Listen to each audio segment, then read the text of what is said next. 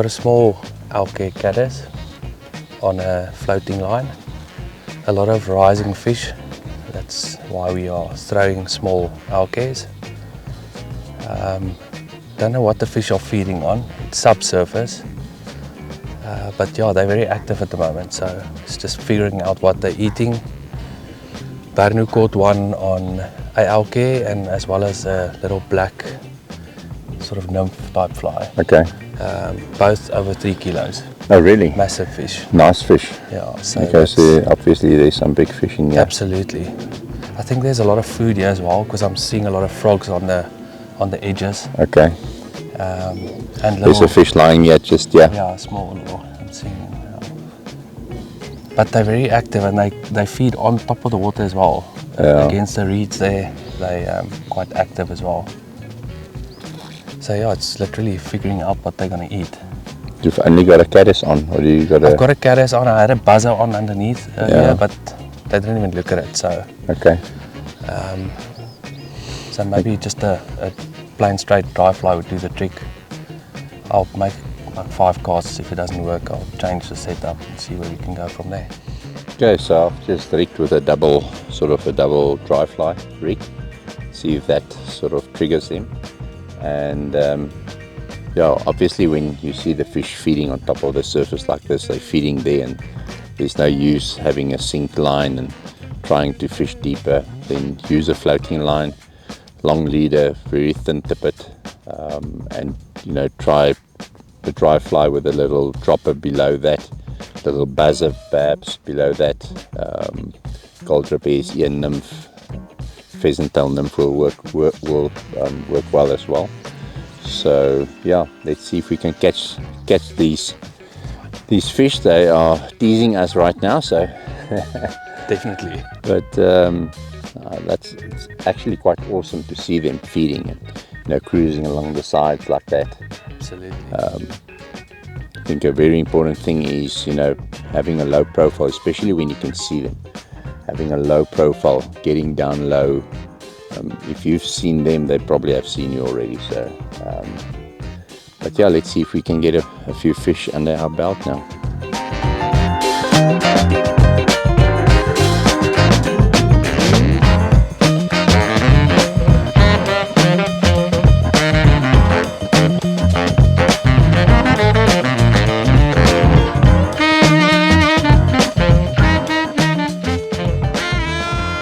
Okay, so what's happening here now is a lot of fish moving around, a lot of fish eating. We've just had a change in wind direction, so the wind is coming actually from the south. So we're fishing actually into the wind now. So I've put two buzzers, a little bloodworm type fly like that, and a little buzzer like that one over there. If you can see it there. Just a little buzzer, natural buzzer. So what I'm going to do is I'm going to move around the lake. I want to cast sort of across wind, make a high back cast, go over their head because the wind is going to blow towards me so that I don't hook myself. And I've got a floating line on here, and I actually want the wind to pull my line a little bit around and have it sort of natural drift on these on this to have a natural drift on the buzzer and the bloodworm, and hopefully we can pick it up as the line sort of turn and on the swing when those buzzers and bloodworm, when they start lifting, we should be able to get a fish like that. So let's go and see if we can get a fish like that. Hopefully the plan works, so let's go.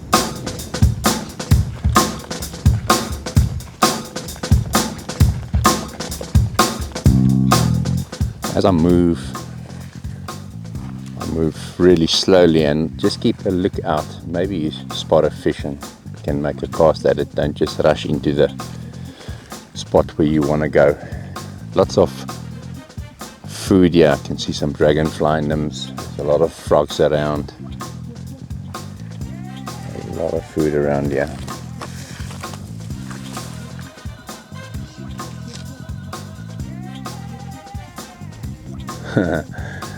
Now the wind changed again.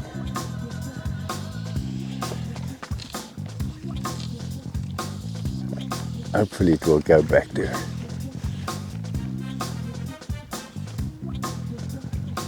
Ah, there's a fish on there. Okay, yeah, so the fish were rising, so I'm casting a weightless, like a white deaf. A few refusals from them, but it actually took it after a while.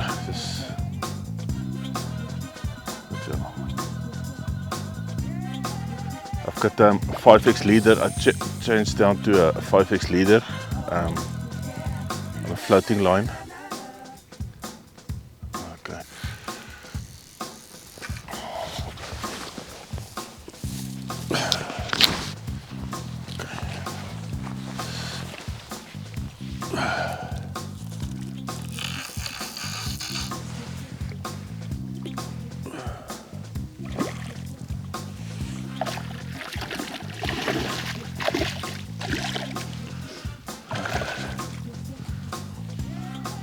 You can just lift his head out of the water. It's going easy, much easier in.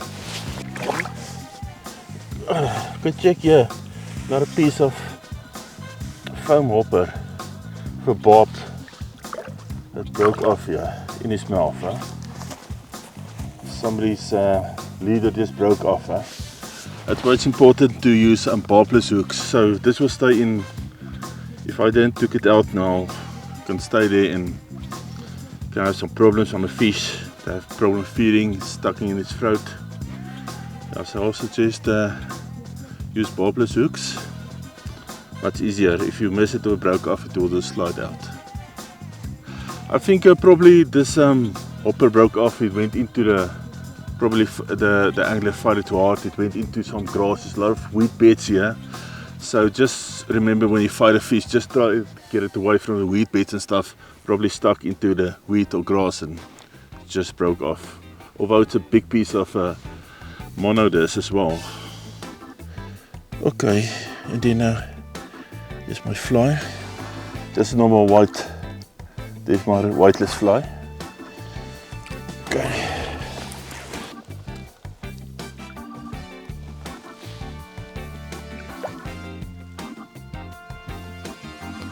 So we caught this fish at dam 8, but all the dams we did caught fish, they're in healthy, good condition, they're feeding. There's a lot of rises throughout the day, another rise there at the back now.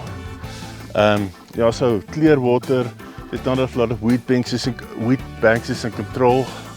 It's not overfilling the dams. You can fish here with a streamer, dry and drop, everything. It's a pleasure to fish here.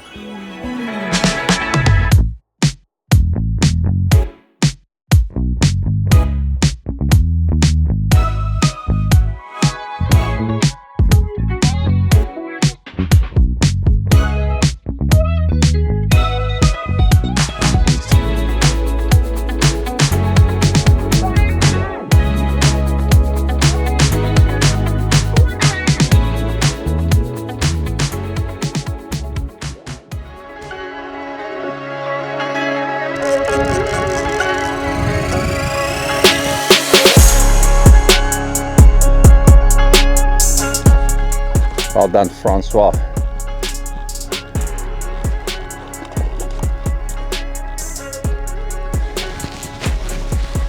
That's beautiful. Well done.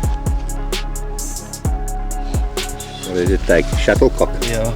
Yeah, I also had a shuttlecock on there, and immediately they went for it and took it. Yeah, so I've got two dyes on, an alke and a shuttlecock, and it took the shuttlecock, which is quite interesting. Yeah, let's get it in the water as soon as possible.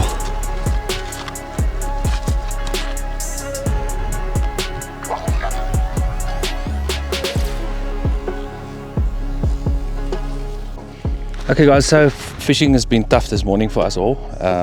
We're seeing the fish quite a lot, but not getting any takes. Yeah, so I had a small alke caddis on, which I got a a lot of rejections, and yeah, went to put a second dry fly on my rig, shuttlecock, and yeah, that was what I caught that fish with. Small flies, and yeah, pretty technical actually. Not used to this type of fishing at these type of venues with the smaller fish, and yeah, but that seems to be doing the trick at the moment. And yeah, let's see if we can get another one. That was just so epic. Put on the blob, and I hanged it just close to the edge here, and there was like 5-6 fish following it, and I just left it. And a big fish came and he ate the blob, took it quite aggressively, and it broke me off. And I decided to make another cast with it, with the blob and a little black sort of streamer fly. Just a very natural sort of black with a 3mm tungsten bead on it. And I left it, and I just kept on leaving it. I left it, and then line just went straight and fish on. Was incredible. You can see how those fish are reacting.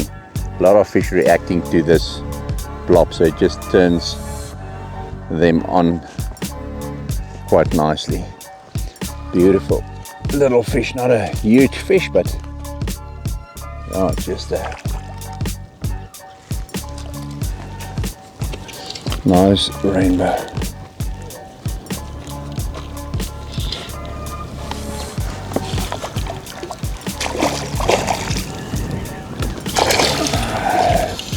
In the neck. Oh, beautiful colors, look at that. Come on, come on now. Easy, easy boy, easy. Look at this.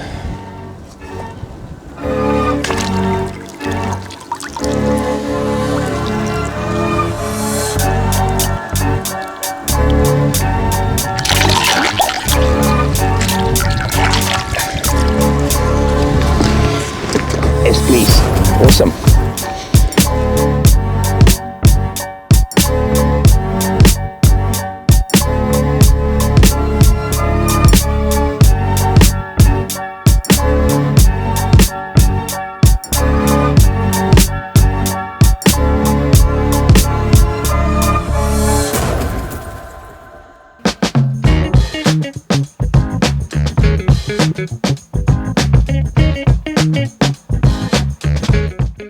Okay, so it just came here. The inlet of the dam is right here, and I can see some movement here. So I fished 2 buzzers. The wind is blowing from that side, so I'm casting sort of across the wind to swing my flies into that inlet over there.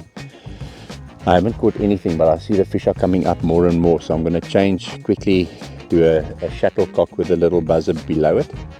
I'd just like to show you guys how to put some floatant on this powder on this shuttlecock. So I've taken the powder and just put my finger in there and shake it like that. So your finger is got the powder on. You see there's your whole body of the shuttlecock. So the body part is going to go under the water. You want that part to sit under. It's going to sit basically like that. It's going to hang like that. And then you've got your little bit of CDC, your post there. So just cover the whole body with your fingers like that, and take this powder and just rub just the little wing, just like that. That's the only part you want to float, just the wing like that, and that's going to sit perfectly with the body under the water. So let's see if we can get a fish like that.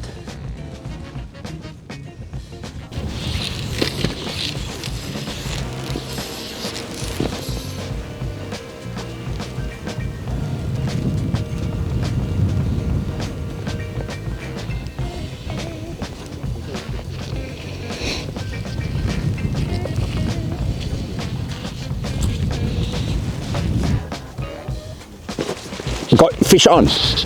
Oh, that's a nice fish. Oh, it's taking line. That's a beautiful fish.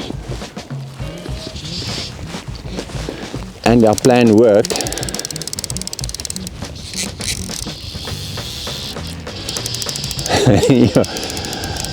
I really like it when a plan works like that. Oh, and it's pulling some line. It's already there in the middle of the lake.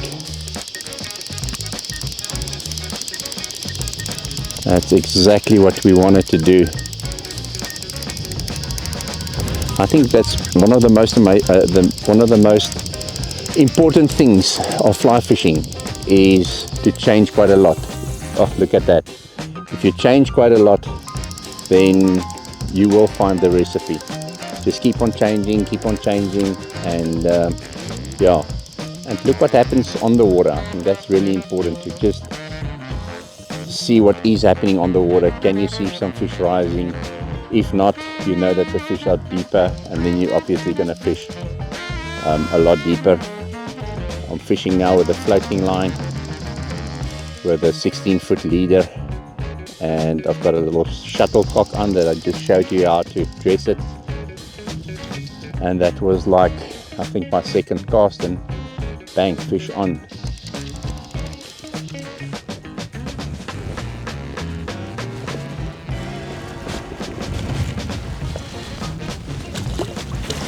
Ah, awesome. Look at that. Beautiful rainbow trout. Just want to get the hook out. There's the hook. Little shuttlecock in the scissors of the mouth. Very confident take.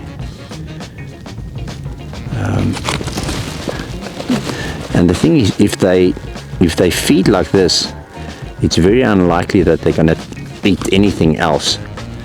Okay, I'll put it back quickly in the water. Just getting my buzzer here out of the net. So like you guys saw there, one change makes a big difference. I changed to if I can show you there, I've got a little dropper there with my little shuttlecock there, and about 60 centimeters further I've got my little buzzer over there. Small little size 14 buzzer tied on a H500B Alhanak hook. That's a beautiful hook. So plan came together. That's amazing. Bam. Francois? Doc? it's been a wonderful time, Barney. Yes, amazing places and fishing and everything is nice. Yeah. No, we've been. It wasn't easy. We had quite a interesting session this afternoon session. Yeah, big time. This is dam number 5. Which got. I don't think there's a dam here that hasn't got a lot of fish in. I think all the dams have got plenty of fish. Plenty of fish. Yeah, I think the difference is, the way you fish it. It is at this stage. I don't know if it's always like this, but at this stage it is technical. Yeah, I think it's because of late in the season, being at late, it does make it a little bit more difficult. I think the winter times the fish is also a little bit more active, and so you can throw larger flies, and they stock quite often. The venue stocks a lot in the winter, so that makes a massive difference. Yeah, well, you've been here previously, so yes, you've got that time that you have spent here in winter time, where they just fish more sinking lines and streamers, bigger sort of flies. Yep. But I think all in all, it's actually good that it was like this, because I think this is the type of fishing where most of anglers are battling to get fish. Sure. When it's Exactly, like this, and I think the info that we're going to give our client, our viewers, is going to be quite, it's going to be a lot. It's going to be substantial amount of information. And if you keep with that, I'm sure that you can't go wrong with that. Absolutely. And it just, this whole week just changed. The whole perspective changed from Tuesday to where we are now on Thursday. And every day's fishing was different. Every day we used different flies, and we had to adapt with that to get fish. And it's not always fun, but it makes for me it's fun because it challenges us to a certain point, and I think we need that to just better yourself in fishing as well. It's not always nice just to throw a fly and you catch a fish. It's nice to work for it. Yeah, absolutely. Berno, what do you think was the difference this afternoon's session that we did? There was a hatch, and that makes a difference. A mayfly hatch, that trying to match that hatch made a big difference. You could have cast a few streamers and stuff, but they weren't really active chasing stuff. They were like on the surface, just below the surface, sipping up the mayflies hatching. So small dry flies did the job. Yeah, I think what we really learned was if you've got any tippet in front of that dry fly, especially when the wind sort of calms down, you've got this mirror water, there is like zero chance that you'll hook up onto a fish.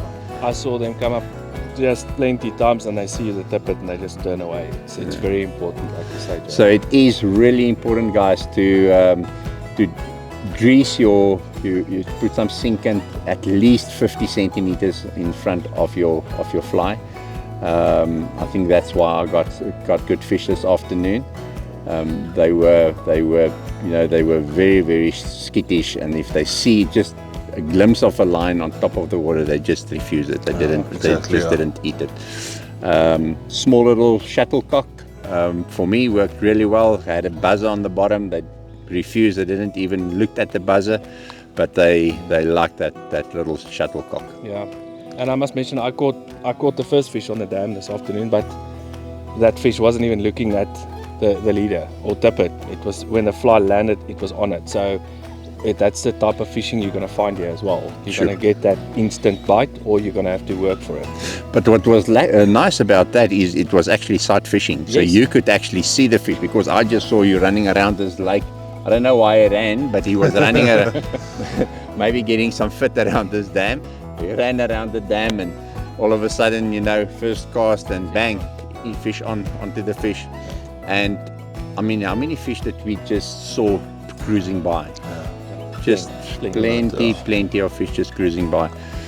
Right, yeah, from my side, thank you for an amazing trip. I think it was a wonderful trip. Berno, Francois, and I'm sure there will be quite a bit of this in the future as well. Absolutely. So it was incredible, and just thank you for that we could enjoy this together, and the nature here is like second to none. It's beautiful, really, really awesome. And thanks for just being you guys. It's been fun. I've learned a lot this week just by watching you guys and seeing what other fishermen does. You learn a lot by just watching. Yeah. And that to me is also one thing to take home. And but thanks. It was fun. Yeah, thanks. Thanks, Jock. Cool. Cool. Thanks. Baie dankie.